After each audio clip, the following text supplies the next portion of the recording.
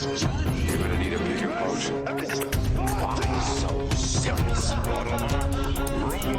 I am Iron Man. This is a tasty burger. Welcome to the InSession Film Podcast.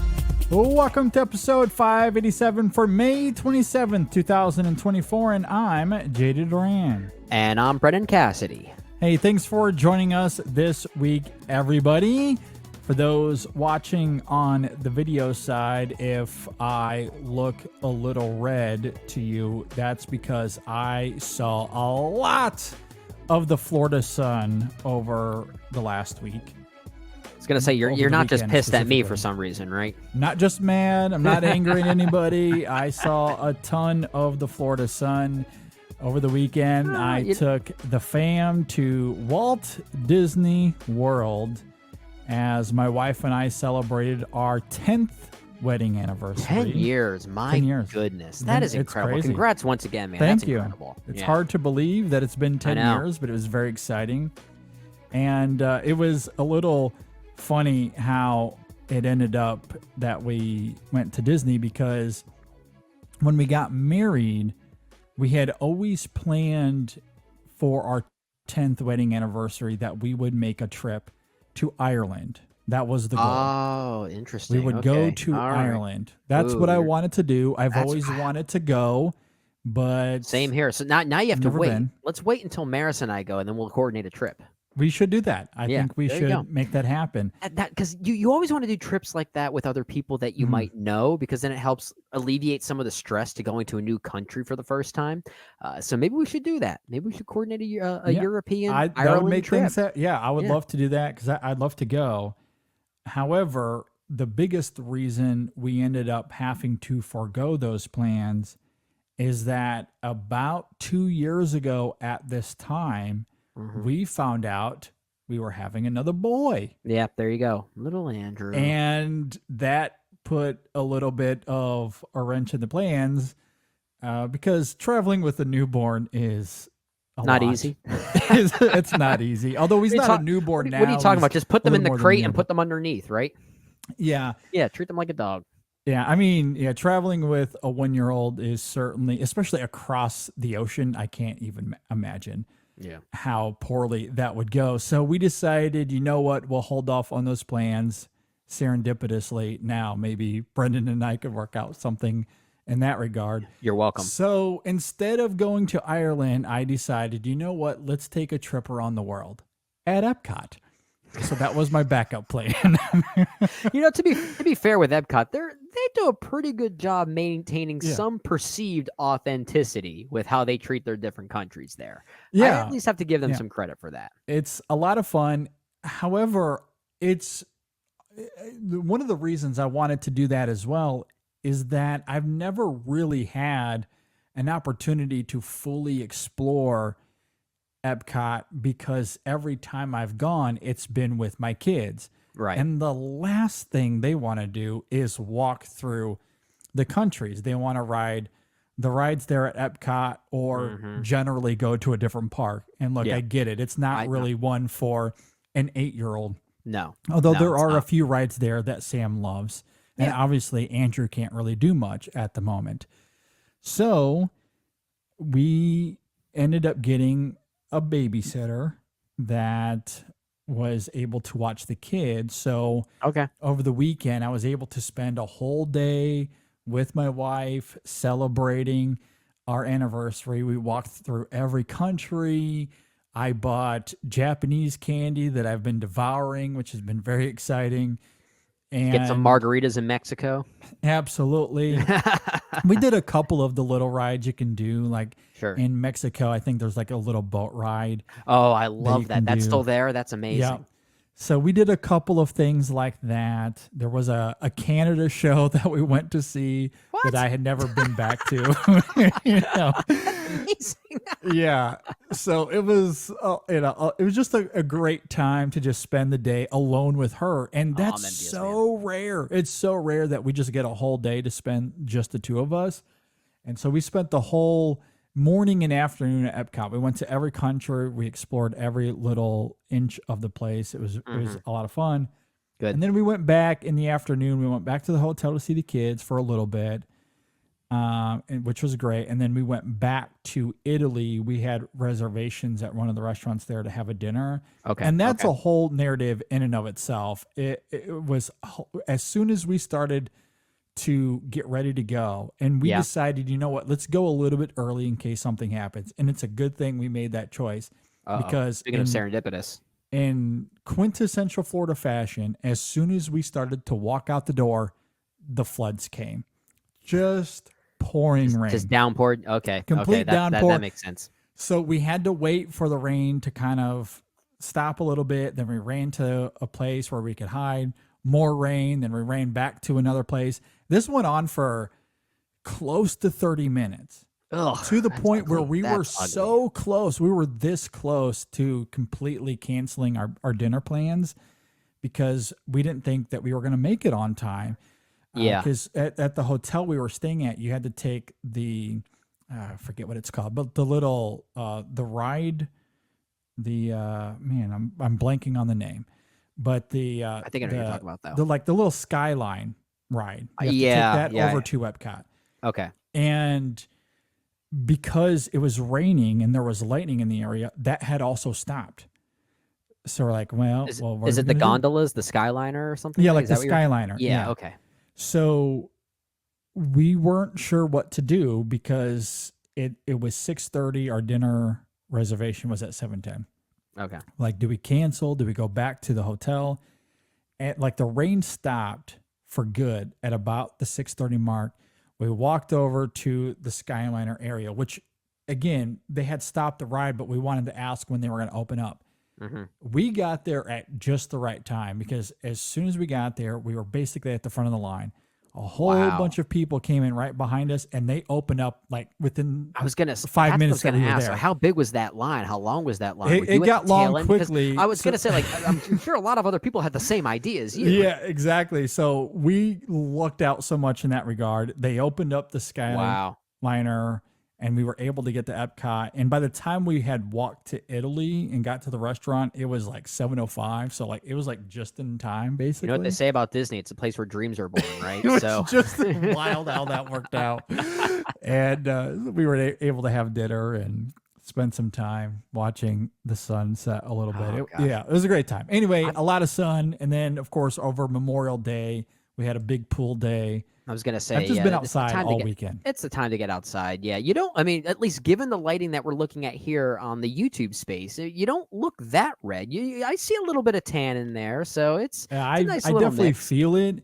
And it's also interesting because while Florida is obviously warm, it has been extraordinarily warm for us, like into the hundreds here, which we don't typically like next week, for example, for context, the highs are in the 80s. Okay. For this time of year, that's pretty normal. Like that happens a lot. Sure. Maybe we'll get to the early 90s. That's typically where we're at. We don't get to the hundreds. That's not how our climate typically works. But we were getting that both here and in Orlando. It was just real warm. So like, But you're still getting the usual humidity though, right? Oh yeah. Yeah. For yeah. sure. I feel like that doesn't go away. You can't avoid that. You can't avoid that. At any rate, we're not really here to talk about Florida or Walt Disney World, although perhaps with some bonus content this week, we might talk a little bit more about it. Because, my goodness. You cued me in on that. I think that's a nice little precursor for that. Yeah, if you're a Walt Disney World visitor, if you've been there, if you'll want to tune in for our bonus content this week. We're going to talk a little bit more about that. Okay. You can sign up at Patreon, or you can join our YouTube channel, or sign up for Apple Podcast subscriptions. We'll get to that later on in the week. However, we are of course going to continue our Best Picture movie series this week as we get to Going My Way, the Leo McCarey film. Yeah. That is next on the list. I am excited to get into that film from 1944. Before we get to that, though, let's start with the Cannes Film Festival. It just wrapped up over the weekend as well. Yeah. In fact, I believe I was at Epcot when they were announcing the winners. Were you at France? I'm not sure where I was exactly, but I do remember walking around and going, "Oh my God, Anora won the Palme d'Or. How exciting!" And that's what we guessed. Yep. I mean, I think a lot of people were guessing that, just given the response for it. Whether you were at con or not, I think a lot of us in the film critic circle sort of anticipated that Sean Baker was going to take home the prize this year, just given the response. I'm glad he did. We said the same thing last week when we were talking about just the hype of some of the films that premiered there or even competed there. We had a sense that it was probably going to be Sean Baker's year, and lo and behold, it was, which makes me even more excited to see this film. I hope it comes out this year. I hope this is not one of those cases where we get it in 2025 for us. I'm really hoping we get a chance to see it, because he is one of my favorite filmmakers working today, even if I don't really ever recommend his movies to, let's say, my friends or my family. I don't think I've ever done. Interesting. My dad likes the Florida Project, so that might be an interesting thing. But I would never recommend Red Rocket to pretty much anyone outside of, let's say, you and the rest of our circle. But I'm really looking forward to Nora now, even more so. Yeah, I am not too surprised to see Sean Baker win, given the response to Anora. Yeah. But yeah, given the trajectory of Sean Baker, there is something really exciting about him winning, since we've been so passionate about his films since Tangerine came out, especially the Florida Project, Red Rocket. We're huge fans of it, as Brennan is noting there.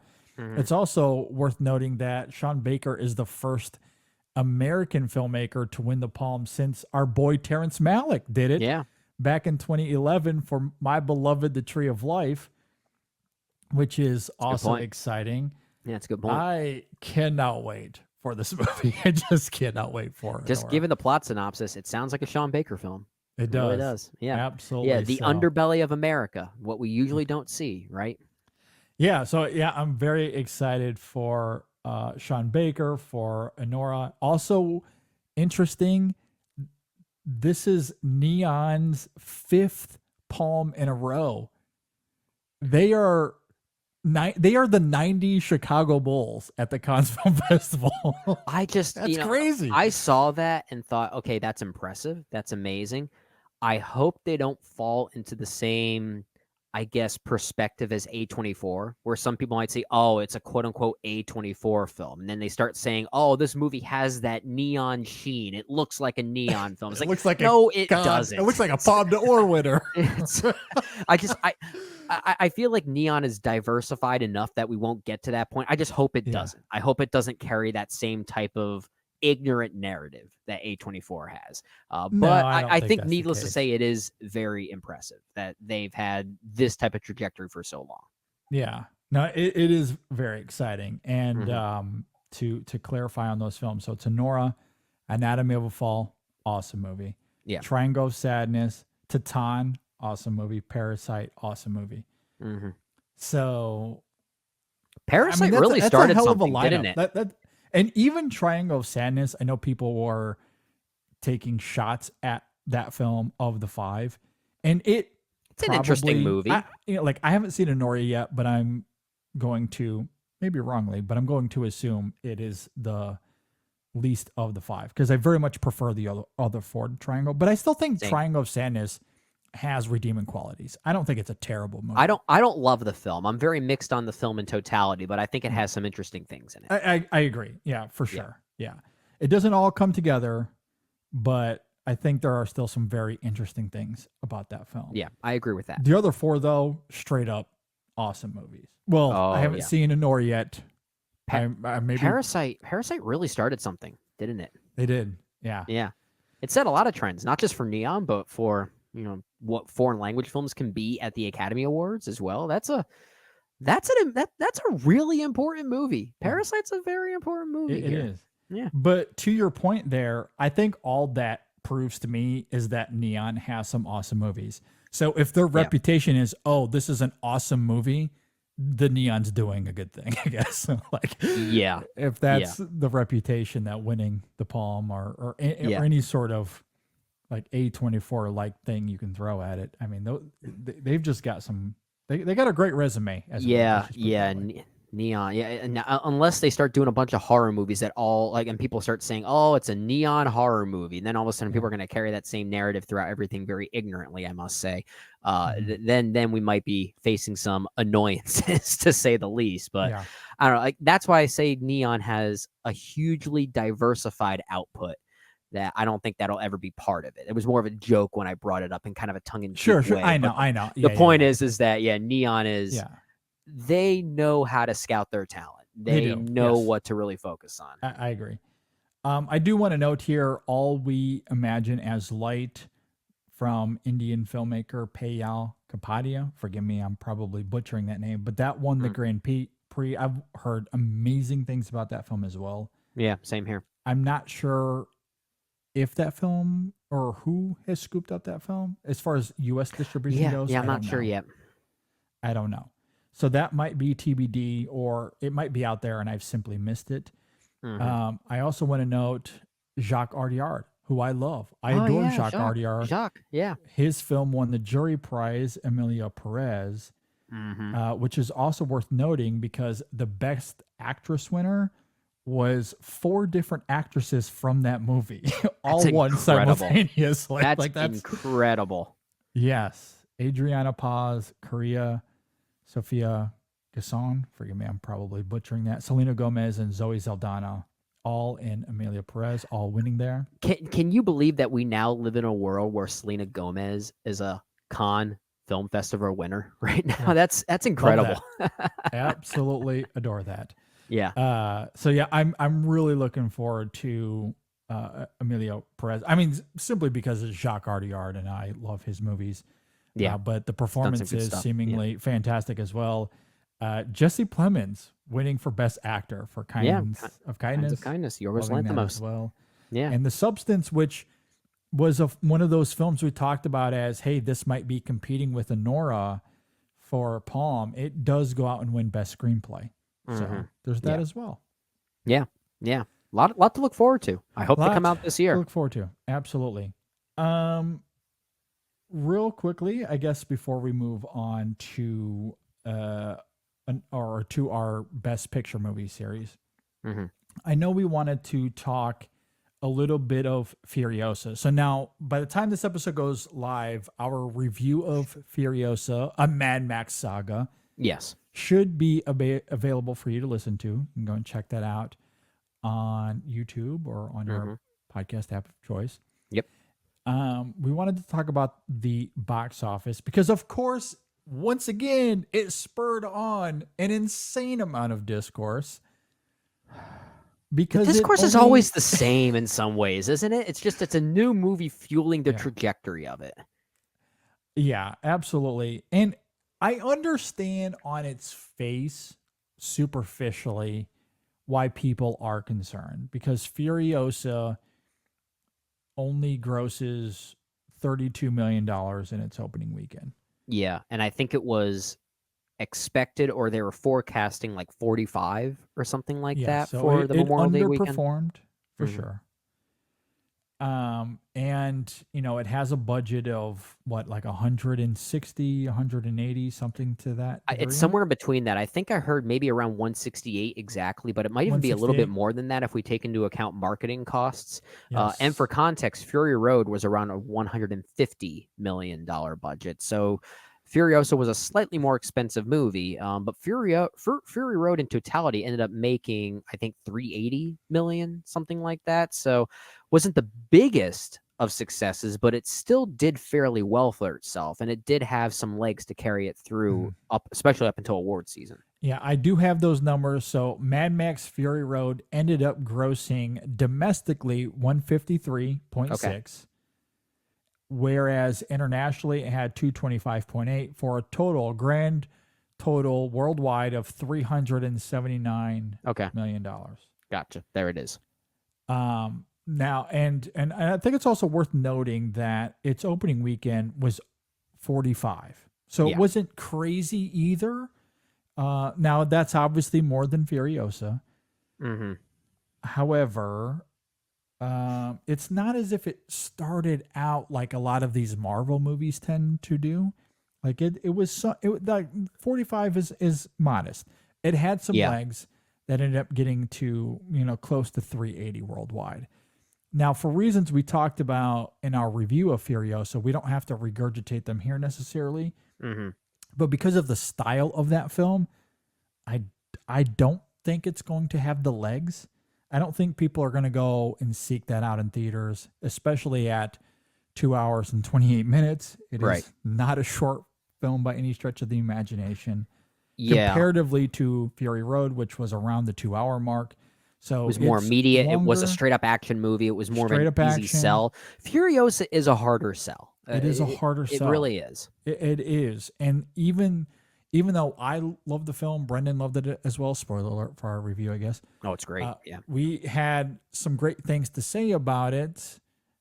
However, it is hard even for me to be like, look, I could go out there and say, I recommend this movie to everybody. I urge everyone to go see it. Mhm. I can tell you right now, a lot of the just normal movie going people in my life, I think of my brother or some of my friends here, I know they're not going to go see this. It's not the kind of action film that Fury Road was, or that even The Fall Guy is. Like that film at its core, it has this poetic backbone to it that I love. The artful craft of the film is amazing. But Yeah. that at 2.5 hours is going to be a big ask, and I agree. I just don't see that film having legs, especially in today's market where a lot of these films immediately end up on some sort of streaming device a few weeks afterwards. You're talking about the big thing, or at least one of the big things, that this whole conversation around box office, whether it be this week, last week, whatever, it all circles back to this audience mentality of when they can actually see these movies, when they choose to see them in their own home. The fact that they don't have to wait that long. And on top of that, too, financially speaking, going to the movies now is kind of a luxury. It is not cheap to go to the movie. And Nope. people are recognizing that. There are a lot of people who will wait to rent movies like this off of Amazon Prime for $20 if they have a household of 4 people, because they're still saving money in that regard, right? Yeah. So it makes sense. I perfectly understand that. So if anything, Furiosa underperforming at the box office, that doesn't concern me as much as a movie like The Fall Guy underperforming at the box office. Because while I think Furiosa is a much better movie than The Fall Guy is the kind of movie you would expect to be a box office hit. So we're seeing certain trends here that relate back to the cost of going to the movies, the ease of application of when you can see these movies. It's a much shorter time span than before. And on top of that, it's not just Fury Road underperforming. This was one of the worst Memorial Day weekends in like 3 decades, not including the COVID pandemic, which was Because Garfield also underperformed as well. Yeah. It's not just Furiosa, just across the board. Yeah. Everything's underperforming. Yeah. So it's emblematic of a bigger issue. It's not a Furiosa issue. And let's also say, Furiosa was still number 1 at the box office. It's the first film in this franchise to achieve that. So that's at least a talking point. That's at least a positive thing here. But there are other factors here that are, I think, consistent with some of the failures of past movies this year that I think are emblematic of a bigger connected issue. Yeah, I agree. I think where we're at, and I know this is somewhat beating a dead horse, so we don't have to expound on this too much, but we're right now with the box office, I think, in the same place Disney and Pixar were during the pandemic. Yeah. When they were releasing these films straight to the Disney platform, why am I going to take my kids and spend $70 to go see this in theaters when I know I can see this on Disney Plus in just a few weeks? Yeah. And that conditioned audiences to simply wait it out. Now, thankfully, Elemental ended up having a good run, but that was a lot of the initial talking points.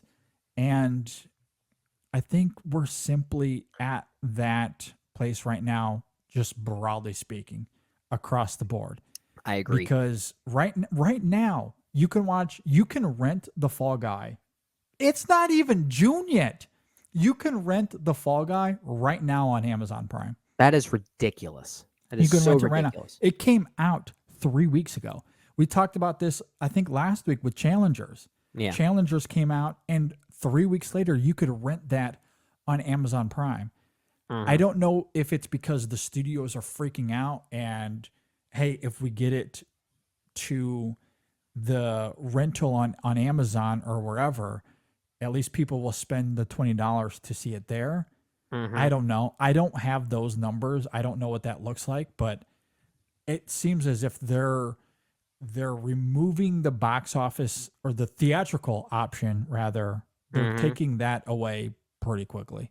Yeah, I think they are. Maybe that's working for them. I really don't know. I have no don't know. idea what those numbers are like, but it does make you wonder about the long-term health of the theater system, because I mean, that's it's not a formula for success. And it's okay if you have a few movies that do that. That premiere maybe I don't know, in some month, and then 3 or 4 weeks later they're available to rent. It's okay if that does happen, but you need to balance that out with movies that are actually going to bring people in, like a Dune Part 2. And the reason why Dune Part 2 worked was because there was this unspoken narrative around the film that this needed to be seen in a theater. Like, this was an event. This was a theatrical experience. Barbenheimer was the same thing. There were grassroots marketing things happening that made people think this is something I need to see now. And Dune Part 2 did something similar. There was a talk underneath the film and its marketing from Warner Brothers specifically that got people invested. And a lot of movies aren't doing that. But at the same time, I understand why a lot of people aren't going. I have a hard time, even myself, recommending movies to people, because I don't want to tell them, you go see this movie. You have to shove out $30 to see it, but I want you to go and see it. It's like it's hard for me to even justify that reason, even if I think it's something that is absolutely worth seeing. I think there's another conversation to be had about the financial restrictions of movie going nowadays. And that's also part of it too. I understand like the problem there, and that it's hard to solve that issue, but that's also part of this. It really is. I agree. And I think what's frustrating and disheartening about all of this, now the context has changed since we last spoke about this specifically, what I'm about to lay out. Okay. However, I think what's most disheartening is that just a few years ago, hell, we might have even said this last year, just make good movies, people will go. I don't think that's applicable anymore, Brendan. I think we're starting to see the cracks in that argument. Absolutely. And man, I really did believe that, perhaps myopically. I really did believe that if you just made good movies, people would want to go. And when you see the results of Barbie and Oppenheimer, it just gives you all the more credence to scream that to the heavens. Now, to your point, there was a lot more that went into Barbenheimer than just making good movies. There was a whole grassroots campaign, as you laid out, and everything that made that special last year. However, what we're seeing now is good movies in theaters, and people aren't going. And again, it's all multifaceted. There's a lot of layers and working components to this. And I think the major culprit is we are conditioning audiences to just wait 3 weeks and you can rent this at home. And I'd rather watch this in my apartment or in my house. I have my studio system. I don't have to spend $60 to take my family to see this. I think that's ultimately what is driving this wedge. But it is, I guess, just as a cinephile and as someone who really believed that would be true, it sucks that quality is not at all a factor anymore. It's not at all a factor. Do you think we'll get something this summer that maybe, I don't want to say proves that wrong once again, but at least provides the other side of that where, okay, a good movie finally comes out and people are actually showing up for it. Do you think there's anything from this year that maybe has the potential to do that? Well, I think Deadpool's going to do well. Okay, I think there are two movies that have the potential to do that. Deadpool and Wolverine is one of them. I think the other one is Twisters. That'll be interesting. I'm curious for that one. I do wonder, and again, you live in Florida, so it's very different. But if you watch the news domestically at all, there have been a lot Yeah. of devastating things happening. Whether it Yeah, be the in timing is not ideal for sure. yeah, I mean, full disclosure, as I'm recording this now in Pennsylvania, eastern Pennsylvania specifically, just a few miles north of us, we had tornado warnings today. It's not out of the realm of possibility that, just broadly speaking, the weather has gotten dangerous. Yeah. Will that help the movie? Would that be like the essence of another grassroots marketing campaign flourishing? Yeah. Or Maybe. will that hurt the movie? It could be another mindset where people think I've experienced this already. I don't need to see a movie to experience it again. Yeah. It could be one of the two, I guess. I think you're always going to have pockets with that when you're talking about a Twisters movie, Yeah, because especially if you're releasing it during the summertime. yeah, Tornadoes in the United States are a hazard. They always have been. They always will be. mm-hmm. It's part of the climate here. So I do think you're going to have to deal with that regardless of when, or at least like moving this to next year or any other Yeah. year. I don't think you're going to alleviate that problem. No, The I just only way- feel like it's been even more diabolical than maybe ever before. sure. So maybe that's more top of mind. Yeah, I mean, because you're right. There have been some pretty hazardous tornadoes in recent weeks for sure. Yeah. And it has been all over the news. To your point, does that weirdly provide interest in the movie? It could. It might. could help the movie. I don't know. But I am curious to see how that plays out. That one I hope is a big hit. I do think that there's potential with Bad Boys 4, given the the box office success of the third one. Hope Was so. that 2 years ago? But that came out in January, and it was also a different time. I wonder if people are similarly going to be willing to wait a few weeks for that to drop on Amazon Prime. I don't know. But that franchise has been pretty successful, so that one might be able to. Bad Boys for Life was 4 years ago. Oh my Was god. that 4 years That was ago? 2020. Was that 2020? Yeah. Oh my God, where does the time go? I know. You said 2 years ago, and I thought that makes sense. No, it's That's crazy. twice. That's crazy. Yeah, it's a flat circle. It escapes me. January of 2020. That's crazy. I do That was remember it was right early in before- the year. Okay, that was so that right was before the pandemic That was even started. that was before the pandemic even hit. So yeah, Yeah. a completely different context altogether. Yeah. But generally, people love those movies. It's been a successful franchise. Right. That could still buck the trend. I'm curious. The other one, and again, I don't know because it's Pixar, but Inside Out was a massive hit at the time in 2015. Does that continue here, or is it another Pixar? It's going to start out slow out of the gate, but maybe it picks up steam similar to Elemental. I don't know. That one I'm curious about. Yeah. I wonder how word of mouth will really help a movie like Inside Out 2 specifically, because I feel like Pixar movies tend to succeed when the reputation carries them. Inside Out was a big success because not only was it good, there was a period where Pixar was kind of dipping in their quality. And then all of a sudden this narrative came out that, oh, this new one, Inside Out, this is actually like the Pixar of old that you remember. And I think that brought people in.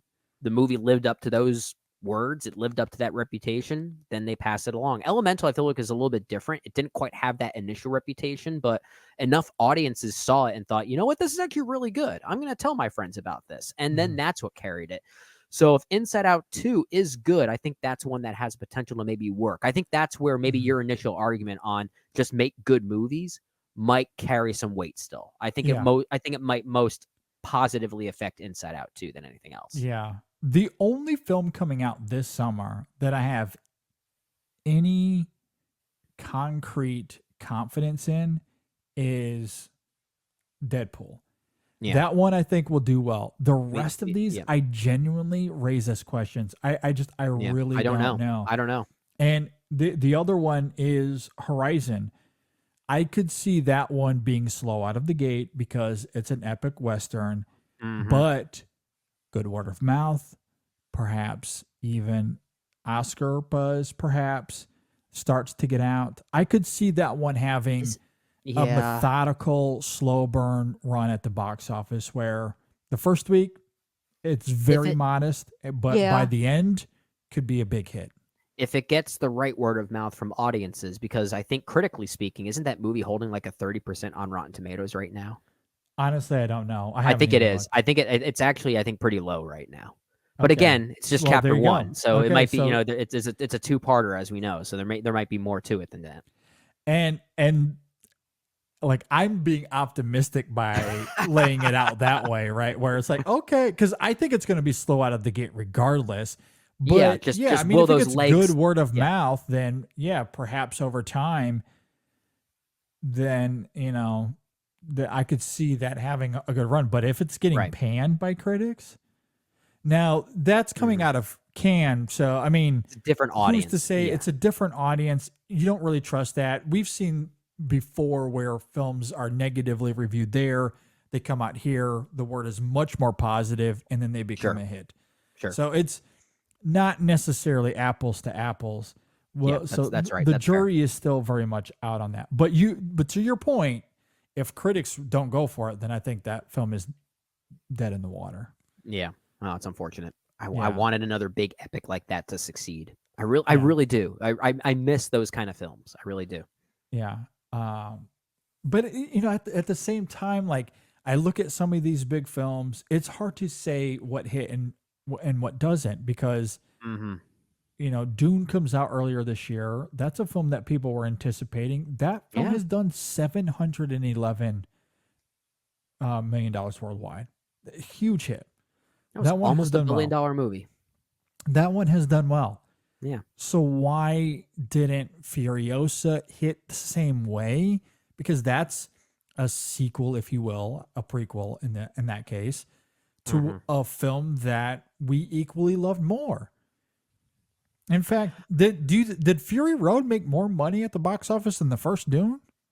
The first Dune didn't do all that well. Well, it was also restricted by pandemic. That's related. true. Yeah, that was a very specific context there. But I also think I think of it from a marketing standpoint too. I think Furiosa was not as well marketed as Dune Part 2. Because you really had some of those trailers, you had some of the initial word of mouth and everything, but the hype around it didn't feel as revelatory as even when Fury Road came out almost 10 years ago. Like there was the marketing for Fury Road at the time didn't just market a movie. It seemed to suggest something grand and unique, and I don't know if Furiosa did that. Dune Part 2 kind of did. Now, a lot of that was also very off the heels of what Warner Brothers was doing for their own marketing capabilities. I feel like there was a lot going on underneath the hood that made Dune Part 2 a big hit for audiences, like the freaking popcorn bucket, right? The things going viral, the videos of people riding sandworms in the movie theater. It's like little things like that turned it into an event. And Furiosa sadly didn't quite have that. And sometimes I think we need more of that engagement from viewers and audiences to participate in the marketing that help tell people to participate in the experience then. And I'm starting to feel like we need a little bit more of that. Sadly, like I hate to say it, it's almost like the TikTok generation needs to play a part in marketing movies, which I think is the scariest thing ever. But sadly, it has kind of worked for two of these like experiences, Doom Part 2 and Barbenheimer. Like that's kind of what helped it in a lot of ways. Yeah, I don't know if that's TikTok exclusively, but there is something about social media generation and capturing excitement that has helped some of these movies for sure. And maybe that simply comes down to the kind of movie that Furiosa really is, which maybe is slightly altered to the marketing for sure, as we talk about in our review. Yeah. I don't know if that's part of it or not, but not sure. We haven't seen people dressed up as Furiosa riding sandworms in the theater, to your point. That has not been going viral, but people have been talking about Furiosa on social media. There's been a lot of virality or semi-virality discourse to Furiosa. People are talking about it. There is discussion being had. It isn't translating though to people going to the theaters quite yet. Right. Hopefully there are legs there. I really do hope that in a couple of weeks' time we look back at this and go, we were silly to be worried. I really hope we have that happen. I really do. I really do want that to be I want to be proven wrong. I really do. I wanna do as well. And it's not just because I want to see Furiosa succeed. I want to see summer movies leave stamps. I want to see the event-like mentality come back. I agree, which brings us to the last point before we get to our Best Picture series, where Netflix CEO Ted Sarandos this last week insisted that Oppenheimer and Barbie would have done just as well on Netflix, would have had just as big of an audience, which I can't even react to that. Silly goose. One of the dumbest things I think I've ever heard in my life. I think he said, quote, "There's no reason to believe that the movie itself is better in any size of screen for all people," and goes on to say, "My son's an editor. He watched Lawrence of Arabia on his phone." Like, that last statement there just completely disregards any credibility. Yeah, I mean, it just proves the disconnect of this modern movie-going generation from what movies are still trying to do. All of a sudden now we're getting conflicting messages here because the studios are still pushing for the theatrical experience. And then you get the head of Netflix who's trying to argue for a completely antithetical thing. And that lack of synergy I know is a huge problem. It is actively undermining the theatrical experience. Mm-hmm. And look, I understand that iPhones these days are really great. The cameras in them are exquisite. Yeah. The visuals do pop on an iPhone. But the screen is also extremely tiny. Like, that's not how movies are meant to be watched or experienced. Watching Lawrence of Arabia on your phone, I don't even know why I'm having this discussion. I am obviously preaching to the choir here. We all recognize that is the dumbest thing that anyone could say. And obviously he's going to be a champion for Netflix, but it is extremely depressing, that sentiment that he laid out there. And also, and I believe this was made a pretty significant topic in the conversation when all of this was brought up last week. But we just got done talking about how Furiosa was, it underperformed at the box office. A little disappointing in terms of the financial response thus far. How many tweets, how much sentiment did you get for Furiosa versus, let's say, Atlas, which was the #1 movie on Netflix over the week? I forgot that movie was even out. Like, nobody mentioned anything about Atlas other than it was either terrible or there were references to some of the marketing, like an interview where some dipshit reporter was asking about the Ben Affleck J-Lo divorce rumors. That's what was brought up. It wasn't the movie itself. It was a moment in an interview where an interviewer got out of hand. He should have been shut down, and he was. But that's it. Like, that's the only thing you heard about that movie. Nobody talked about the film itself. And there was a lot of discussion around Furiosa. Yeah, there was. I mean, the theatrical platform simply has more of a cultural pull, even when films are, not financially as viable as you would hope they would be. Yeah. Again, it's early for Furiosa, but it is. Still, I mean, there was much more talk about that than anything Netflix put out over the weekend. Well, maybe that'll be the legs for Furiosa, that there is still talk about it. But yeah, to your point earlier, this movie Atlas, I'm not being like tongue in cheek or hyperbolic when I say this. I genuinely didn't even know that was already out. I had no idea. There was nothing to confirm that for me. Even if I went on Netflix, I didn't even see it. My algorithm didn't even point it out to me. So like that just completely disregards the whole concept that Ted is talking about here. It makes no sense. Yes. So I'm sure this is going to be an ever expanding and always evolving conversation. I think we'll leave it there for now. Hopefully we don't have to talk about this too much over the next few weeks. I'm sure it probably will. We'll find more avenues to talk about it. You know, it's going to be like your soapbox about turning art into sports. It's going to be a box office side of that as well. We're going to have to make another new T-shirt design about box office numbers. We're going to have to. All right, Brennan, let's quickly talk about coffee because we love it. We need it. Just the word gives me a soothing sensation. It warms the soul.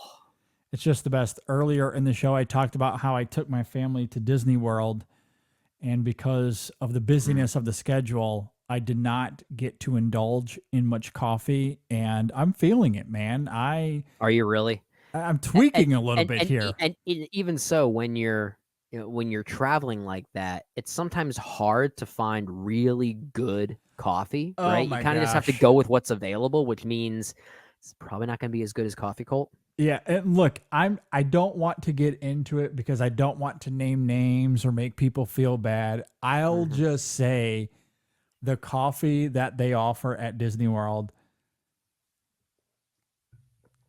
no bueno. Yeah, I don't love it. It's very good. But, if you're going to travel, and I did tell my wife this, that I should have brought my Coffee Cult, because that is great coffee. That's coffee you want to take with you on trips. Yeah. Bring the grinder, grind out the beans, have great fresh coffee with you as you go. That's the way to do it. That's why we love Coffee Cult, because they source specialty grade coffee from all over the world. And they have a brand new coffee. I believe we talked about this last week. They have a new coffee called Bourbon Cidre, and this is a coffee that is extremely fruit forward. So if you like citrus fruit, peach, cherries, like on the front of your palate as you drink your coffee, that's a good one. The big difference with that and any of the other fruit coffees they have, I say fruit, but those are like organic, natural flavors. Sure. It's not manufactured with any sort of chemicals or anything.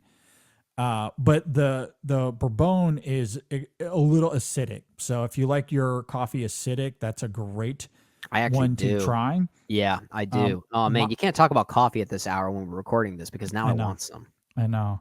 My favorite is the Ethiopian Harar. It's a little bit more balanced in terms of body and it's really acid, but it's fantastic. It tastes like you're drinking a blueberry muffin. It's just terrific. Great analogy. The Sumatra is fantastic for those that like oats and chocolate. Yeah, more flavorings. But they have a bunch of great stuff that you can check out. Go to coffeecult.com. Use our code ISF at checkout, and you'll get 15% off. Again, that code is ISF, coffeecult.com. Use that code. Get 15% off, and we thank them for their support. All right, Brennan, let's talk about swag. Let's talk about nihilism. Let's talk about nihilism and bacon. Nihilism is sexy bacon. I want bacon. Was very excited to get love bacon. My new shirt. For those watching on YouTube, I am wearing the new one right now. It's like the second we heard that in the Fall Guy, we both were like, yeah, that's a shirt. That's a shirt. You don't write a line of dialogue like that without thinking it's going to be merchandised in some way. I know. I would have never have guessed, but I love how this shirt turned out. Yeah. I have been wearing it all day. It's comfortable. I love it. Nihilism is sexy bacon. That's our latest design. If you want to go and check that out at our store on the website at InSessionFilm.com. You can also just head on over to TeePublic. That's where we host our store. TeePublic.com/store/InSessionFilm. And you can see all of the stuff we have there. We have a midnight special design. We have an arrival design for those that love that film. We have Stop Turning Art into Sports design. We got all kinds of fun stuff up there. And I'm sure there'll be some new stuff as we think of them along the way. But go More and check movies it are going to out. present themselves. Yeah. I know. It always helps out the show. And look, you don't have to just get t-shirts. You can get mugs. You can get phone cases. There's all kinds of fun things up there. So again, just go and check all of that out at tpublic.com/stores/InSessionFilm or go to our website, InSessionFilm.com/store. But yeah, it's a great way to help out the store while looking awesome all summer long in your great InSession Film swag. Gotta love it. And those that do that, we appreciate your support. All right. With all of that said, let's go ahead and transition to our Best Picture movie series. All right, going my To way. reiterate, we are starting in the 1940s. We are up to 1944. Yep. And this is the first year. I noted this last week at the end of our Casablanca conversation. This is the first year where the nominees have been reduced to 5. Yeah. So there was much less competition for Going My Way, although it was up against Double Indemnity, which is a film that I absolutely adore. Same However, here. to reiterate, Brendan, this was a first-time watch for you, correct? It was, Okay. yeah. Same thing with me as well. I had never seen Going My Way. This is directed by Leo McCarey, and it stars Bing Crosby, Barry Fitzgerald, Frank McHugh, Gene Heather, Gene Lockhart, James Brown, and a bunch of others that come and go throughout the film. If you're not familiar with Going My Way, when young Father O'Malley arrives at St. Dominic's, old Father Fitzgibbon doesn't think much of the church's newest member. I do also want to emphasize as we get into this review here, I just saw this film recently.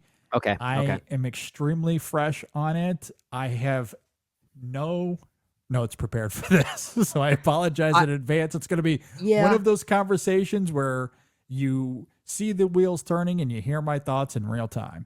Yeah, and we kind of formulate maybe how we feel about it as it goes. Because what has been so interesting about this movie series thus far, it's looking at these movies through a modern lens, but looking back at what that lens could have been like in the 1940s and how these films were more or less responses to certain things at the time. At this point now, most specifically, World War II was a huge catalyst for how a lot of these films were received. Mrs. Miniver, Casablanca, in some ways, How Green Was My Value might be able to loosely tie to that as well.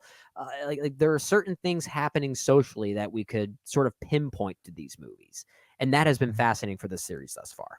I agree. Perhaps that will be brought up in this conversation as well. Maybe. Brendan, what did you think about Going My Way?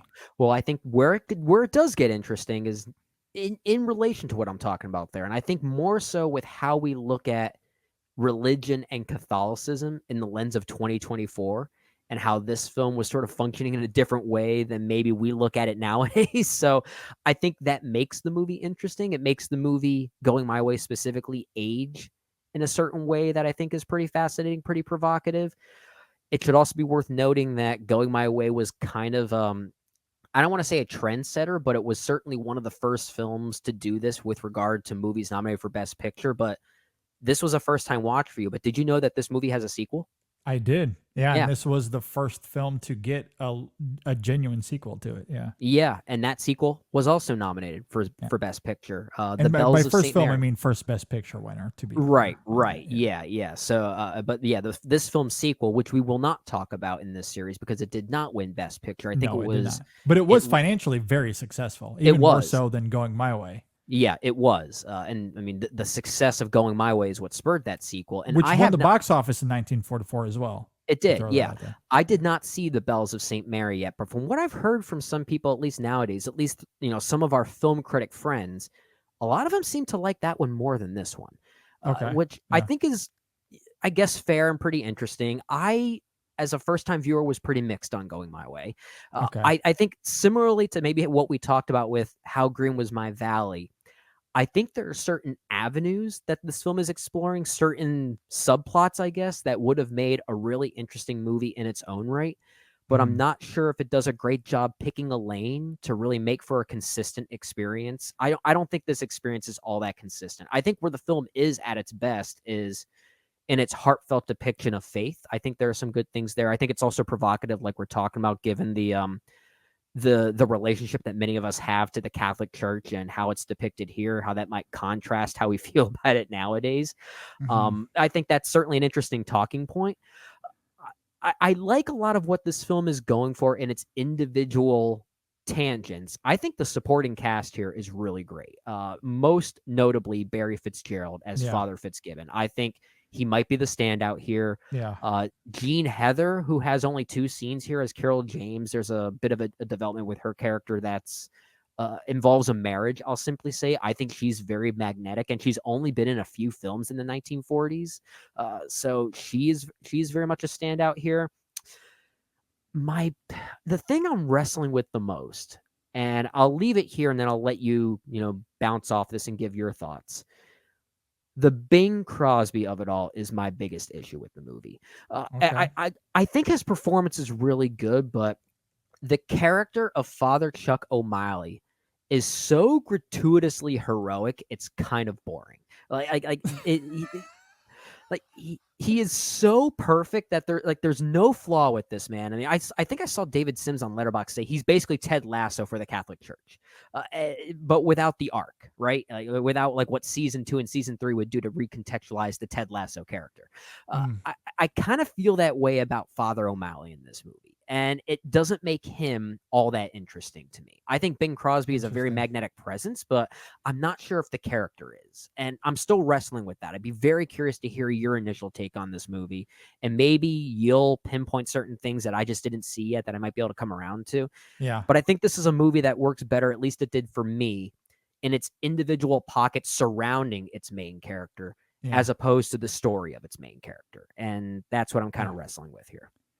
I think Going My Way is an extremely bizarre Best Picture winner for 1944 in this sense. A couple of weeks ago, we talked about Mrs. Miniver, which is a film that was highlighting the urgency of the war. Last week, we talked about how Casablanca, even though it's not talked about in this light nearly as much, was equally propagandistic. Obviously, a classic, a masterpiece, one of the best films ever made. Yeah. But equally highlighting, in a very different way, but highlighting the urgency of the war. Yeah. 1944 comes around. The war is still very much going on. In fact, famously, the summer of 1944 is when the war hits a completely new level. Yeah. Where the Allies obviously invade Normandy and the war goes from there. Yeah. Yeah, it's true.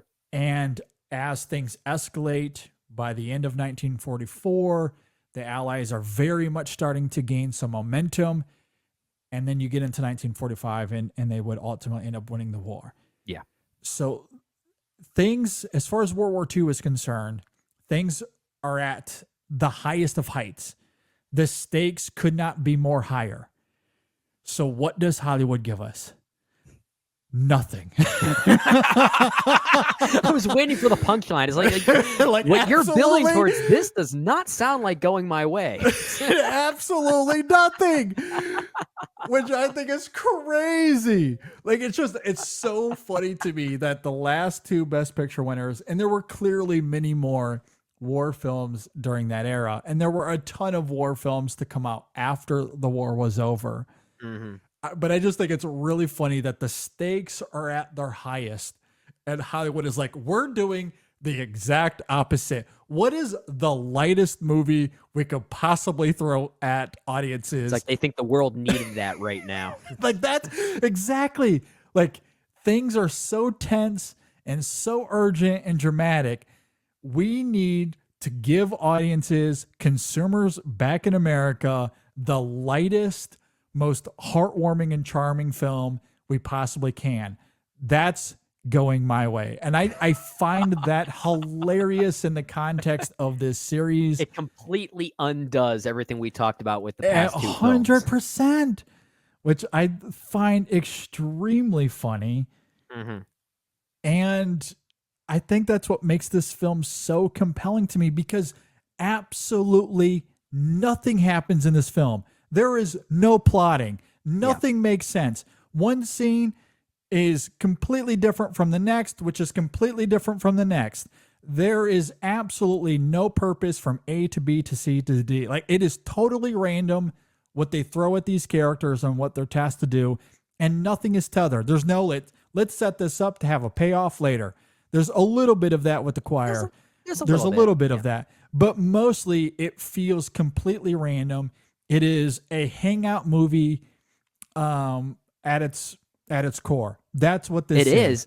And I should have liked it, because you know me, I love hangout movies. Like, Yeah. should have been up my alley. It's Father O'Malley coming to this church.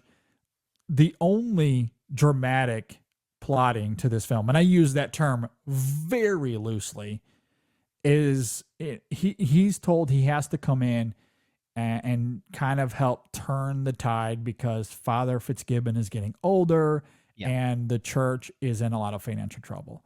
Yeah. But Father Fitzgibbon he's not aware of O'Malley's new role as the leader of the church. He has to figure that out on his own as the film goes. That's it. That's as far as the drama goes in this film. Everything else is just Father O'Malley walking around, talking to teenagers, talking to random women in this apartment complex. He's dealing with, people that can't pay their rent. There's this 18-year-old girl that comes and goes. Stuff like, it is so discombobulated. Like, nothing makes sense in terms of narrative. Yeah, that's fair. Cohesion. That's fair. But I kind of love that about the film, because at its heart, what it really is, and perhaps what makes this film fascinating, isn't so much the context of 1944, although that could have been part of the conversation as well. Maybe, yeah. But I think this is a film that in 2024 is one of the most fascinating depictions of faith I have maybe ever seen. Because all this movie is, and where I disagree with that notion about Father O'Malley, at least to some degree, I don't disagree with the idea that he's depicted as this perfect saint, for sure. Yeah. However, where I find that purposeful, again, I'm looking at this now through the prism of 2024. Yeah. He is the embodiment of what raw Christian or Catholic spirituality is supposed to be. Yeah. Which is something you never see in the real world. Especially on the Catholic side, we know the history there, but the Christian side is not a whole lot better either. Yeah. All he does throughout this film is treat people with kindness and love. That's all he does throughout this whole film. It is, and maybe inadvertently, honestly, I have no idea. Yeah. I can't really tell. I think what you're talking about is fair, but yeah, where you're going with this, I think the film accidentally. It might accidentally get there, but it is this remarkable depiction of purity. Treat people with love. That's my job. That's my role. That's all I'm going to do. You're 18 and you want to be a singer. I'm going to help you get there. You're struggling to pay your rent. I'm going to do my best to help you. You just stole a turkey. Well, that sucks. I'm still going to help you. I find that fascinating, because most of what we see with religiosity in the real world is the complete antithesis. Here comes a movie subversively going, well, this is what it's not supposed to look like. It's not about corporate structure, or bringing people into the church, or about leading people or governing them. I do agree that essence is what makes the film, I guess, purposeful. What makes it necessary in regard to how we view religion and faith in movies in general, I guess I'm still left wondering, does that make Father O'Malley enough of an interesting character for me? And because like you can do that same thing and make the character interesting, even if they don't have much of an arc. Paddington himself is a very interesting character and does more or less. He owes a lot to this character. He owes a lot to Father O'Malley, and yet Yeah. for some reason, I found myself less engaged with Father O'Malley when I thought the individual pockets of his journeys were more interesting than the person himself. I guess because like I love the idea of not just what you're saying, but the idea of a Catholic priest, and Catholicism is a denomination of Christianity that's sort of known for their more traditional and old-fashioned values. Yes. And here comes someone that's kind of bucking those trends, bucking those Yeah. traditions. He literally puts on a baseball uniform and plays baseball with the kids. Like he's doing Which those things. I did read that rubbed some people the wrong way. Well, I can understand People at the why it time would did at the not time. like Yeah, that, I can yeah. understand why it would rub people the wrong way at the time. And that's at least an interesting component to this movie working thematically. I'm just left wondering, would the film have worked better if maybe it picked a specific lane to focus those things on? The idea of building a church choir of young boys by teaching them the value of life and importance and purity by actually bringing them into the church to work for it. Like, I actually think it's a pretty ironic way of doing it. That could have been a movie all on its own, I think. The relationship he has with Father Fitzgibbon, I think, could be a movie all on its own. And maybe I'm just left wondering, does the film work less for me because of a similar thing we talked about with How Green Was My Valley? Does it just meander between different subplots too much to find a consistent rhythm between all of them? And I'm not sure if it does. That's where I'm really struggling with it. Yeah, I think that's fair. I did find the character extremely charming, and perhaps it's because of that thematic underbelly, albeit perhaps accidental. I'm willing to meet you in the middle there. However, I did find Bing Crosby and the way he brings this earnestness to the character that I wholly did buy. I never sensed for a moment that he had an insincere bone in his body. All he wanted to do was help people the best he could. I agree with that. And I yeah. do love how he brings what is, at least as said in the film, a literal gang, although we're talking about children here, but he wants to bring them off the streets to do something positive with. And I think it's interesting that, you know, before he even gets to his ask, he kind of buys it through acts of kindness, where he, for one, he doesn't squeal on them when they steal the turkey. He not only does he not turn them into the police, he takes them to a baseball game and buys them hot dogs. Like, he earns their trust before he brings them in to ask them to sing as a choir. Like, I just found that extremely charming, or the way he handles Father Fitzgibbon and the way he treats him with this elderly reverence. And he understands how he's going to react. And I love the way he approaches that. The, I forget the character's name, but the 18-year-old girl, like the way, and it's funny because initially I'm thinking about it through the prism of Catholicism, how I know it to be today. So I'm waiting for the shoe to drop, which is kind of a mind-blowing way to look at it. However, that was never in play because the character is extremely earnest in his faith. And I do love how there are moments throughout the film, especially at the beginning of the film when O'Malley is first introduced to Fitzgibbon, and Father Fitzgibbon asks him, you know, how did you become a priest? And before he could answer it at all, he's always interrupted. And the way that is answered throughout the film, it doesn't come verbally. It's not through exposition or dialogue. It's simply in how the character reacts around him, like the way he treats people from this place of purity. And again, in terms of how religion is supposed to be exposed, versus what it actually is, Well, I find the character extremely refreshing from that perspective. and you're talking about things I don't necessarily disagree with, and the more we talk about it, it's probably less of a Bing Crosby problem for me, and more so just how the character is structured within this narrative. Because I actually like Bing Crosby in general. I think he's a very good performer. I love him in White Christmas. I love that film so much, and I think he is very earnest here. I do buy it. I'm with you. I do buy it.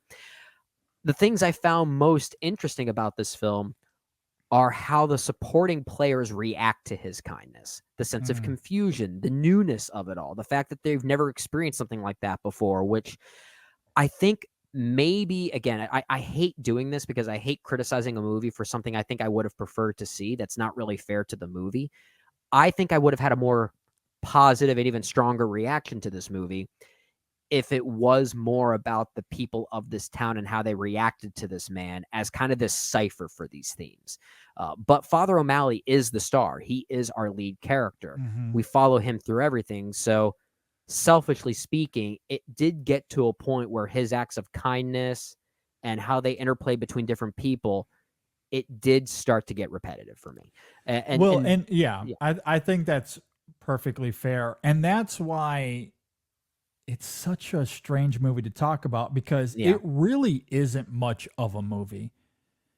If anything, and this is going to sound kind of bizarre because often when you throw this term out there, you're speaking of something like a Terrence Malick film or a Bergman film or something to that degree.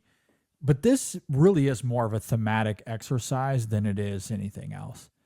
This is basically like Disney's version of Wild Strawberries. Kind of. Yeah.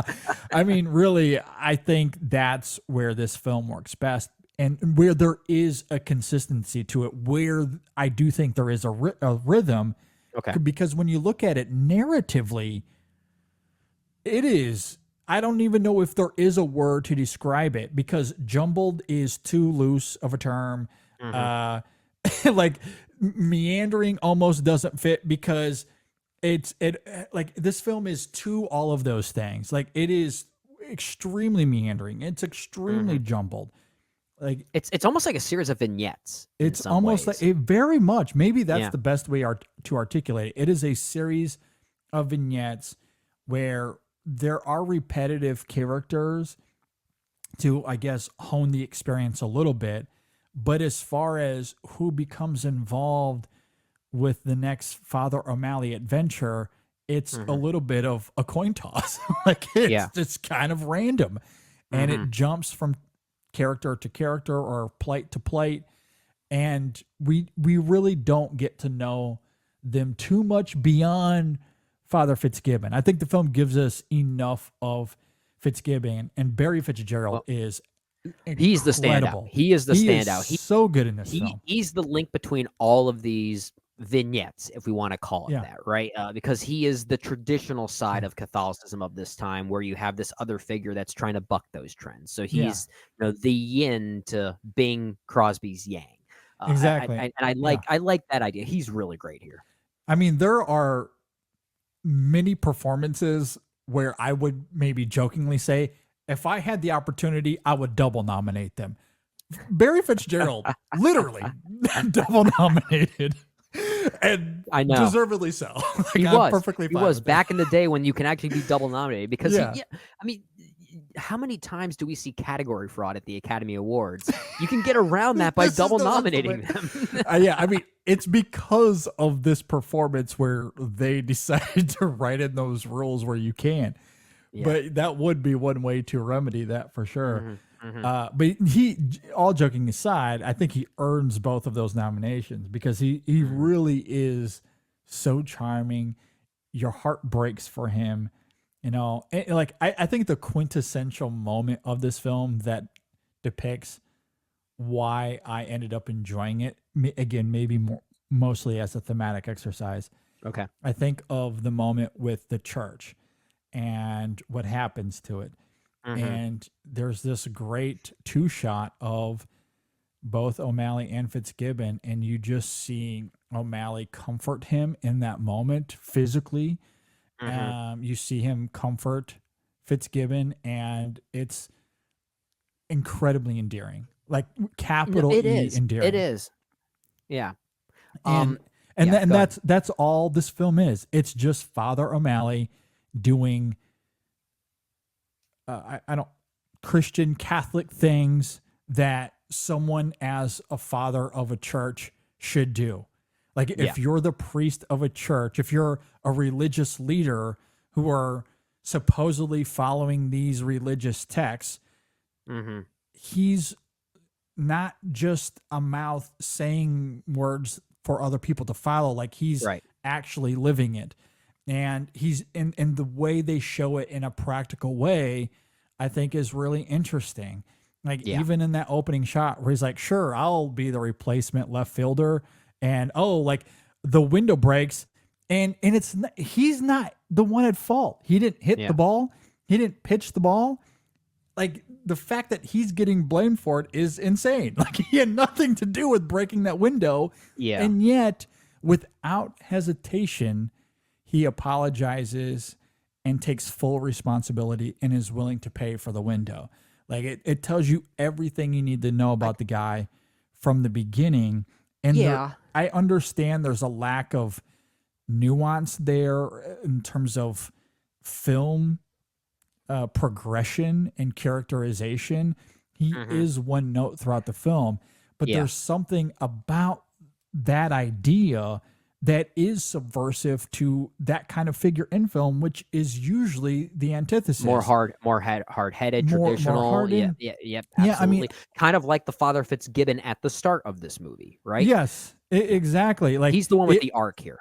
Exactly. You always think of the priest that is set in their ways. I Yeah. follow the rules. And then through some sort of circumstance, there's a life lesson to be had about being open-minded. Mhm. And look, I love those movies. too. Often some of the great Yeah. movies about faith, for sure. This is a film that completely bucks that. Father O'Malley is completely open-minded. They call him a progressive priest from the beginning. Yeah. So, like- interesting choice of words. Which is very interesting choice of Yeah. words. And again, that's why I look at it through the prism of 2024. I don't know how that would have been received in 1944, but all these years later, there are not many movies or characters that are written that way. It sounds thin. It sounds a little too good to be true, or maybe that's not interesting to your point.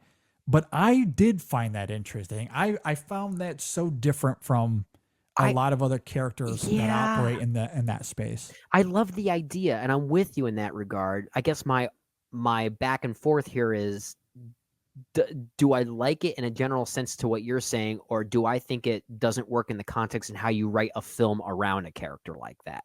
And the more we talk about this, I know we talked about Barry Fitzgerald being nominated twice for this movie as both best actor and best supporting actor, and how that led to changes because of that. I think it's so hilarious that he is. I understand why he was. I do wonder if the movie would have been better served, at least for me, if he was purely the lead of this movie, Father Fitzgibbon, and Father O'Malley was actually more of the supporting role. Kind of the background heroic one that remains unchanged, that still represents everything we're talking about there and leaves that lasting impact. But the film is able to hone in more on the necessary arc of this movie. Yeah. And I do wonder, like, I mean, it would have changed the movie. I'm not saying I think it would have made it better, but I think I was missing something like that, because the film does treat Father O'Malley, the one note unchanged figure, as our lead, as our star from beginning to end. And I think maybe in doing so, that's probably where the film wore a little thin for me. No, I think if you reverse their roles in terms of who's lead and who's supporting, the characters obviously stay the same. But if the emphasis and the focus is on Fitzgibbon, I agree. I think it makes for a better movie. It certainly introduces more volatility, and there'll be an arc that you can easily follow and gravitate toward. While O'Malley provides that raw purity. However, that is a least interesting movie to me. That's that- more that's of a more that's more interesting to me. see. I just find that more try. Like I've seen that movie. Going my way as it is.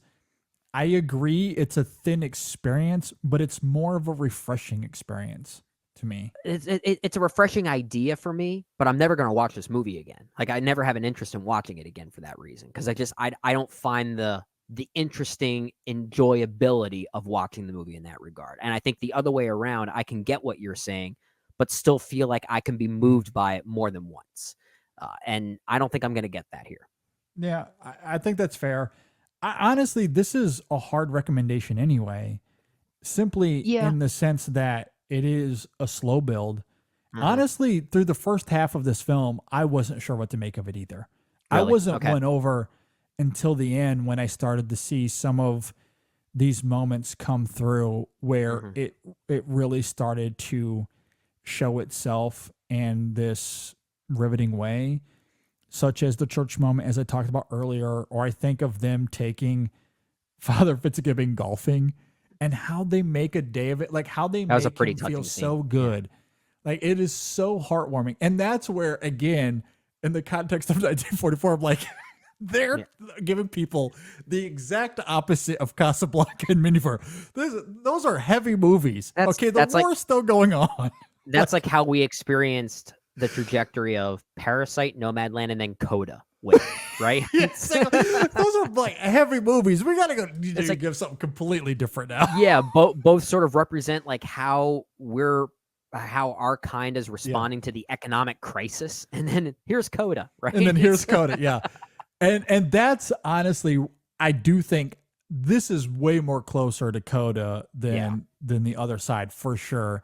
I don't think this is a great Best Picture winner by any stretch of the imagination, but and I would criticize it as anyone would when you're talking about it narratively or dramatically. I think the writing of this film is a complete mess. It not much of it makes any sense to me. Like there's just no cohesion. Like there's no purpose from one scene to the next. It just feels completely random.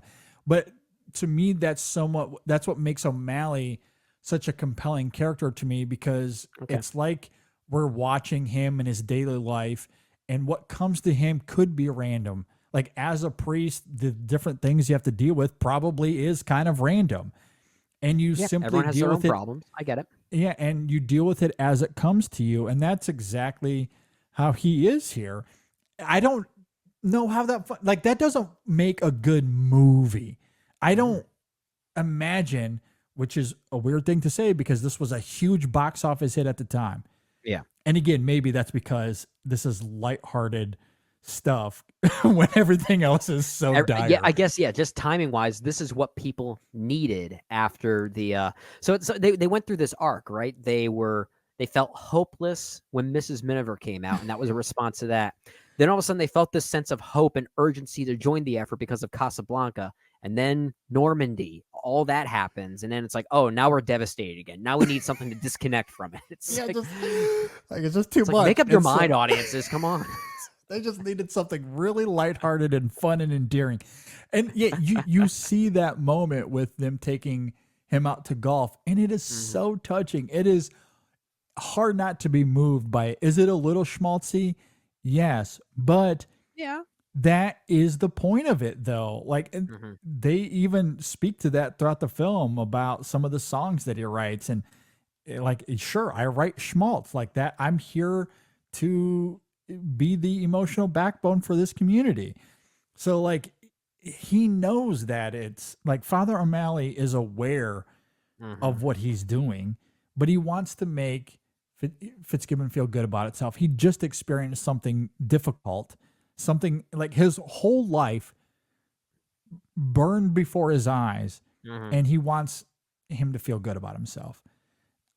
Is that not what someone in that position should do? Is that not the action they should take? Oh, it absolutely should be. Yeah. And I understand why that doesn't make for good cinema.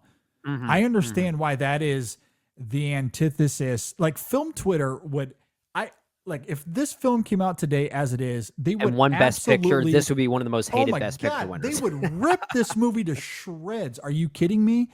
Like, yeah, there's no, there's nothing cinematic about it. Mm-hmm. And yet that's kind of what I loved about it. I love the idea, as we keep talking about here. What did you think of the subplot, the vignette, whatever you want to call it, of Reza Stevens, who plays Lyndon, the opera singer, and how that Yeah. plays into that? What did you think about that? Again, totally random. Just kind of comes up at a certain moment. At first, I was a little confused. I was like, is this the girl from before? Now she's older, or she got a like? It took. I me think it was a minute. I think it was an old girlfriend. Yeah. Yeah, like it took a second for me to realize that it, like who it was, and then they kind of establish who she is. Yeah. Again, I didn't feel any different from anything else because nothing makes sense in this movie. It's all about Father O'Malley and how he responds. Well, that is the one, I guess, vignette, if you want to keep calling them that. That's the one that I think maybe should have been taken out of the movie. And I think it's because everything else around the movie and around Father O'Malley, I can at least acknowledge there is a kind of a thematic unity between every single vignette here in some ways, of these people of this town learning purity, learning goodness, and also learning that from someone that is bucking the trends of traditional priesthood, right? Like that's a unifying theme of all of these things we're talking about. But that has nothing to do with the relationship between Father O'Malley and Lyndon. Like that is, in many ways, it's almost there to give us a bit of a backstory that they don't really do much with. It's like it's the one moment where I feel like, are we finally getting a bit of an arc, a bit of a complexity with Father O'Malley? Nah, not really. It's just a little bit of a backstory. And then she comes and kind of interweaves within the boys' choir and some of those things. And I think Reza Stevens is very good in the movie, but I think her inclusion and the character inclusion specifically, that's the one where I can't really defend adds anything. The rest of them, I understand why they're here, but this is the only one I think I'm not getting anything from this. I don't see it complementing the movie in any way. Well, I think where it complements the movie weirdly is on the narrative side. Although that first interaction, it gives us, I guess, some insight into his life before he became a priest. Right. There's the whole gag of him calling him Chuck instead of father. She doesn't even know until she comes out of her dressing room. Yeah. But in the moment, you still see him watch the show, show her kindness and love and respect. And then he leaves. I think the primary reason it's there is for her to come back later when they need to show the choir in front of some sort of music manager. Yeah. And she's there because for of plot, her position. Right? Yeah, she's because of her role in the opera, she has a little bit of a pull. People will listen to her, and it gives Father O'Malley an opportunity that wouldn't be otherwise. Right, There's not much plotting in this film. Very, very little. But that's the only plot of the movie. Like if there's any portion of the movie that has any semblance of a plot, it's Father O'Malley writing this musical piece that they try to get heard and recognized. Yeah. There's really just two plot points. There's Father O'Malley he arrives to be in charge of the church, and Fitzgibbon doesn't know. And so there's some mechanics where the two characters have to kind of come to a head on that. And then there's that moment with the music manager character. Right. So, I mean, that's it. Other than that, it is extremely meandering. Loosey-goosey. Linklater would love this film. Like I would love to see a Linklater take on this. Like, although, with him, it'll probably take place over 40 years. Probably. Yeah, exactly. No, but I mean, I don't think you're necessarily wrong. And again, like I understand all of those criticisms. There isn't an ounce of complexity to the Father O'Malley character. And again, I'm looking at this through the prism of 2024. But I kind of love that. I think I love the idea of it. Yeah. So many characters of this ilk are full of complexities. And I love those movies. I love that this is the opposite of that. I will say, if there is one redeeming quality of the film, it does often kind of work as a comedy, and I mean, it is kind of built as a comedy. There are some moments that are pretty touchingly funny. Like, they're not hilarious. It's not a comedy in the traditional sake of, let's say, this came out in 1944. It's not Chaplin-like or anything like that. But there are moments that are pretty hilarious.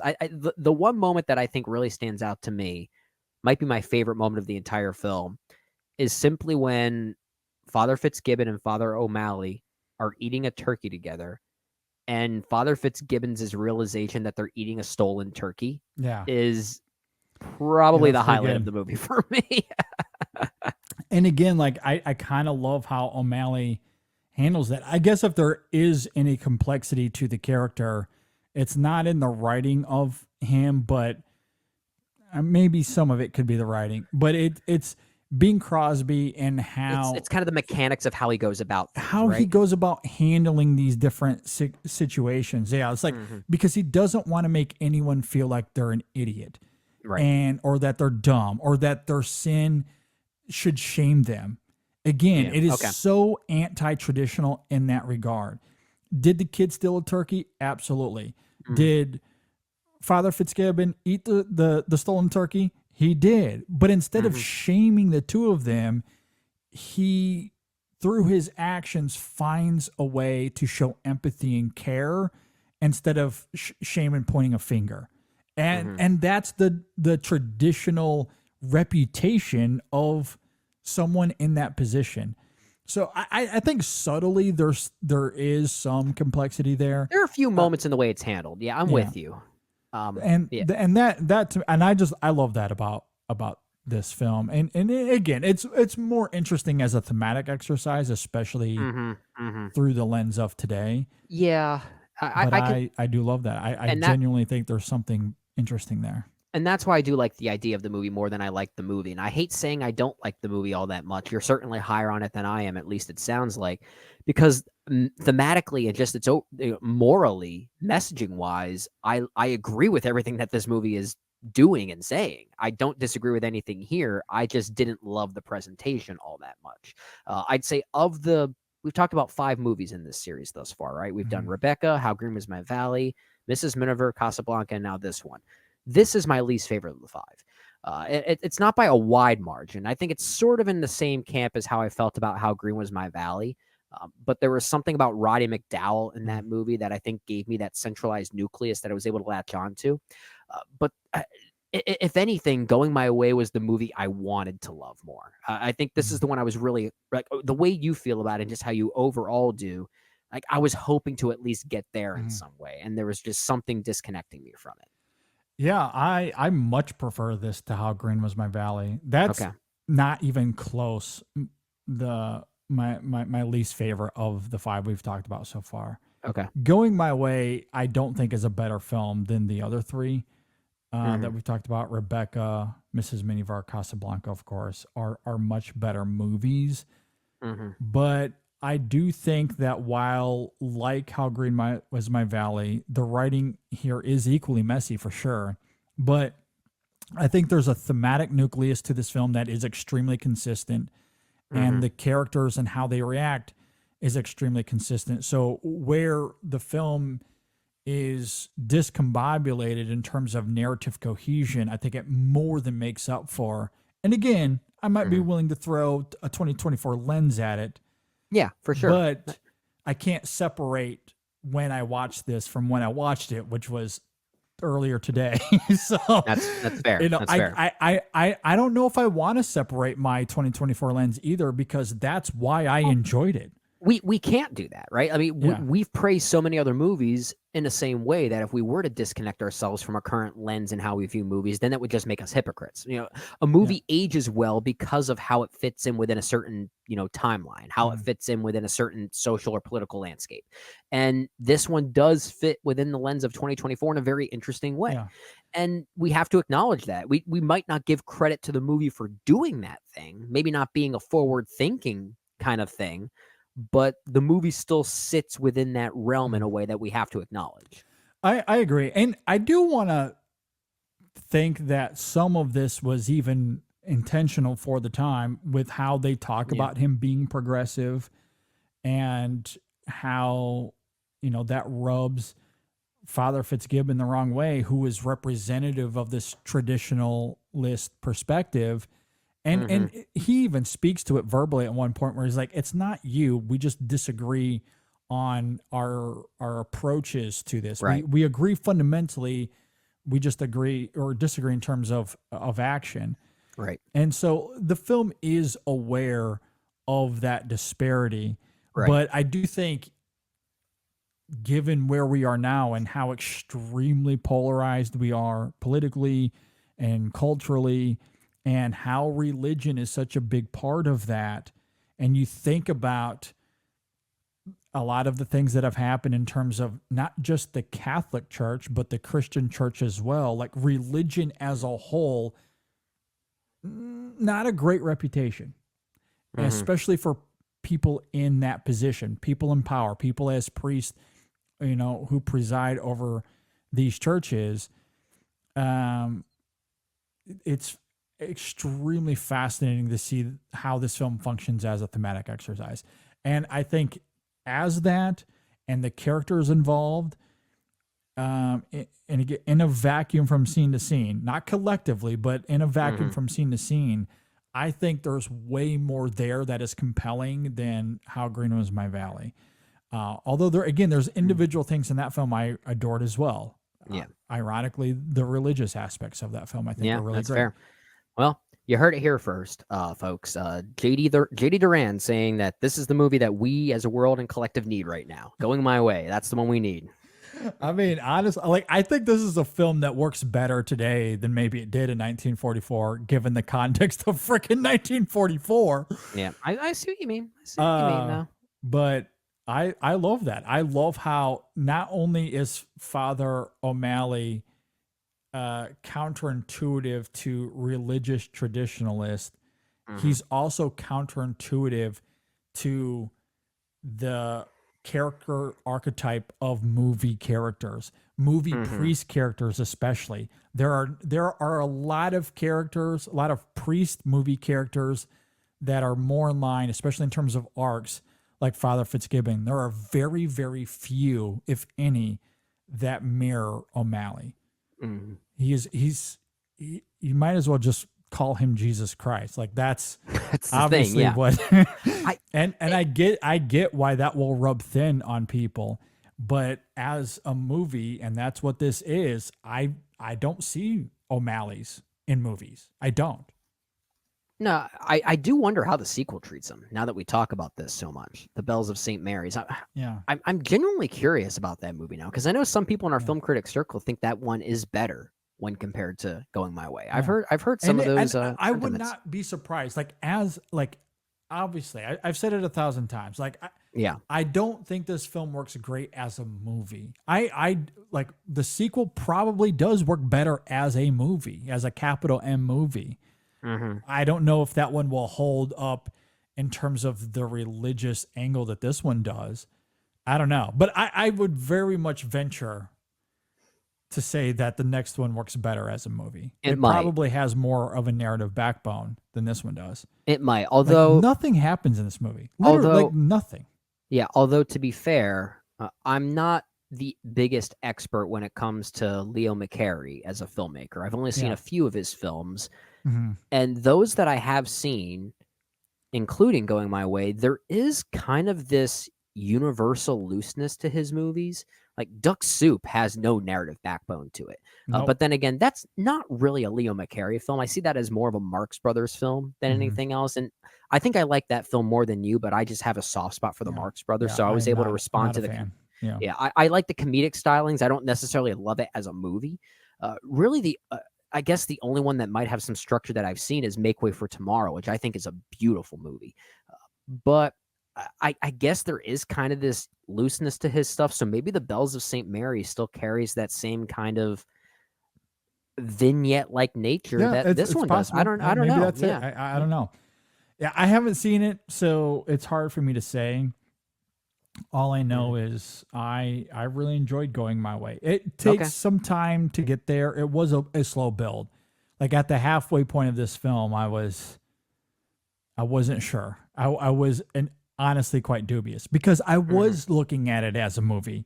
Sure. Where is the narrative cohesion? What is the point here? What are we trying to accomplish? And then through his actions and by the end of the film, it was crystal clear to me. Gotcha. And it all kind of came to a head for me. Yeah. And I was ultimately won over by its big heart. This is a film with a big heart. It's not Double Indemnity, but not much is. No, not much is. That would have been my vote, as much as I enjoyed Going My Way. Yeah.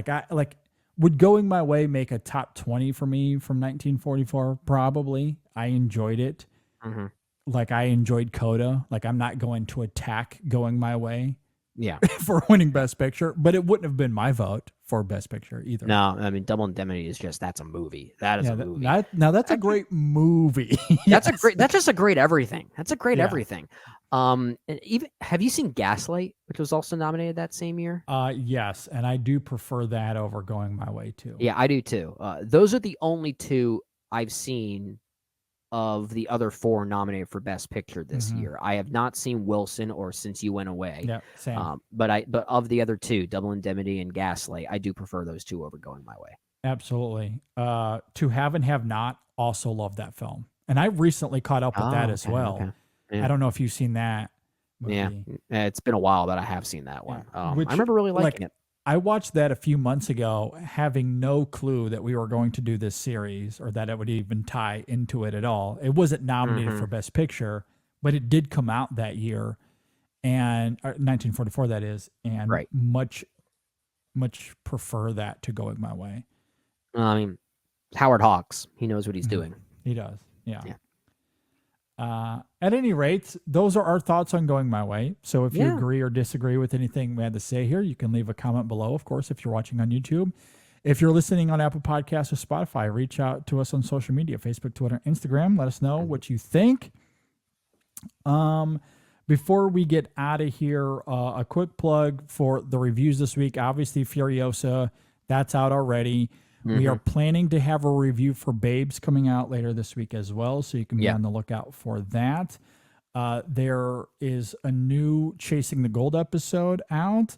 Last Friday, Shadon and Erica did Meet the Host, since they are the new host of Chasing the Gold. They did a little bit of Get to Know Us Better episode, which I thought was really fantastic. At some point, there will be a new Women in Session episode. Because of my weekend and traveling, I did not get a chance to edit that in time for its normal weekly release. But we'll work on getting that next episode out as well. So be on the lookout for all of that. We kind of teased earlier that we're planning on having a bonus content episode. You can be on the lookout for that as well. I believe that is it. Again, just a reminder, follow us on social media, Facebook, Twitter, Instagram, Letterboxd. You can always email us InSessionFilm@gmail.com. Yeah. Brendan, any final thoughts before we get out of here? Man, this is the first time we really disagreed on something since what? I guess since Rebecca? Challengers, maybe? Challengers? Yeah. I guess we're slowly disconnecting our brains a little bit. We're not quite the same person anymore. I love it. We're coming of age even more. I wouldn't call that a heated discussion, though, but it was a certainly disagreement. little We bit of a disagreed on disagreement. things, but even so, like very rarely do we even have that kind of moment, right? I feel like a lot of times, and for those who are watching this now, hopefully you had the chance to listen to our review of Furiosa, a Mad Max saga. There was a lot of uniformity between you and I on that movie. Yeah, we pretty much agree there. I honestly, I feel like the only disparity you and I will have will be where it ranks on our year-end list. That's about it. Yeah, I think that's about I think that's about as far as that'll go. We very much love that film for sure. Really looking forward to Babes and seeing that, discussing that later this week. Yeah. In the meantime, I think that'll do it. That'll wrap it up. Absolutely. Thanks everybody for watching. Thanks for listening. We'll see you next time on the InSession Film Podcast. The Father O'Malley. That's the goal there. Be like him. I'd love him to be my Be good to priest. people.